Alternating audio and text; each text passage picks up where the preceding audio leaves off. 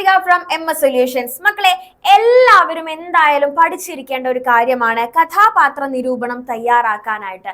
നാളെ വരുന്ന എക്സാമിന് നമുക്ക് എന്തായാലും ഒരു കഥാപാത്ര നിരൂപണം എഴുതാനായിട്ട് ചോദിക്കും. അത് മിക്കവാറും ആരുടേതായിരിക്കും? ഫാദർ ഫ്രാൻസിസിൻ്റെതാവാനാണ് കൂടുതൽ ചാൻസ് ഉള്ളത്. അപ്പൊ എങ്ങനെ നമുക്ക് മാർക്ക് പോവാതെ വളരെ കൃത്യതയോടുകൂടി കഥാപാത്ര നിരൂപണം എഴുതാം? കഥാപാത്ര നിരൂപണം എഴുതുന്ന സമയത്ത് എന്തൊക്കെ കാര്യങ്ങൾ ശ്രദ്ധിക്കാം എന്നുള്ള കഥയാണ് നമ്മൾ ഇവിടെ ചർച്ച ചെയ്യാനായിട്ട് പോകുന്നത്.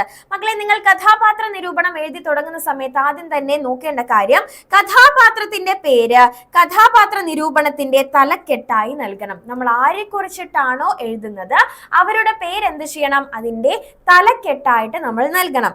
ആസ്വാദനക്കുറിപ്പ് എഴുതുന്നത് പോലെ എഴുത്തുകാരന്റെ അല്ലെങ്കിൽ എഴുത്തുകാരിയുടെ പേരും അവരുടെ ഏത് കൃതിയിലെ കഥാപാത്രമാണ് ഇതെന്നും എഴുതിയാണ് കഥാപാത്ര നിരൂപണം തുടങ്ങേണ്ടത്.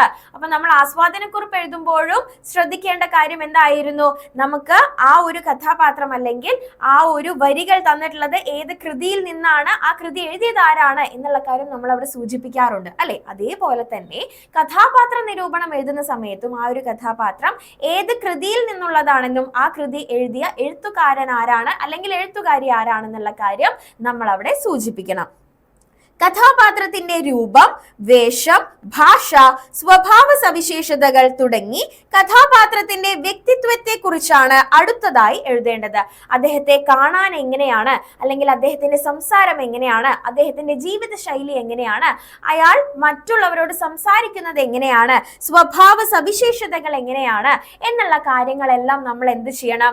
അവിടെ വളരെ വ്യക്തതയോടുകൂടി അതിനെല്ലാം എന്താണ് ഒരു പ്രൂഫ് നൽകുന്ന രീതിയിൽ, അതല്ലെങ്കിൽ ആ ഒരു കാര്യം നമ്മൾ അവിടെ എഴുതാൻ എന്താണ് റീസൺ, അതിനുള്ള തെളിവുകൾ എന്തൊക്കെയാണ് നമുക്ക് കൃതികളിൽ നിന്ന് കിട്ടിയത് എന്നൊക്കെ എഴുതിയിട്ട് വേണം നമ്മൾ വളരെ കൃത്യതയോടുകൂടി ആ ഒരു കഥാപാത്രത്തെ നിരൂപണം ചെയ്യാനായിട്ട്.